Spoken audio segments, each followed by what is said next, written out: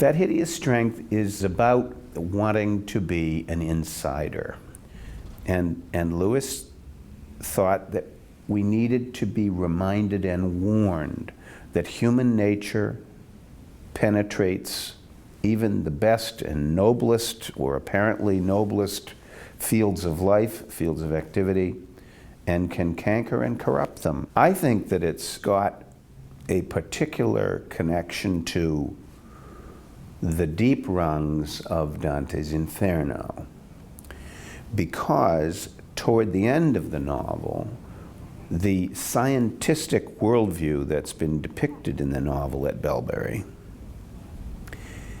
is itself so deeply self-contradictory that some of the language consists more and more of circumlocution and of obvious self-contradiction, and ultimately the capacity of people to communicate in rational language with each other breaks down altogether.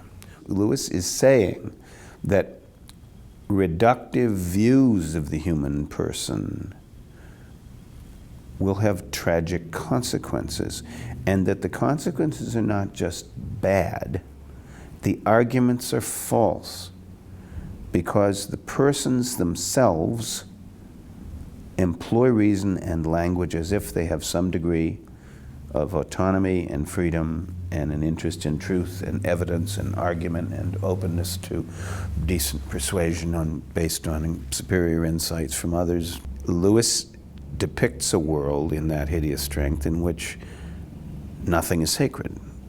Daniel Bell has told us that the essence of modernity is that nothing is sacred. And in the abolition of man, in the abolition of man and also in that hideous strength, we see the consequences of a world in which nothing is sacred, which includes the human person. The human person is not sacred. And when that happens, there are no distinctions between individuals or humans and animals or humans and vegetables or humans and minerals. And we have the kind of thing we've had in the 20th century.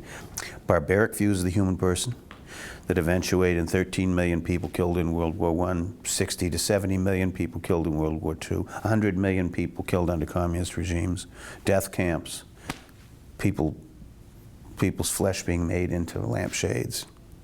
Terrible things, nightmarish things.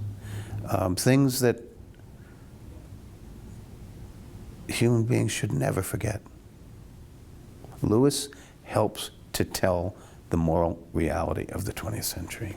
And if we want to keep that from recurring in some form in the 21st century, we couldn't do better than to read him.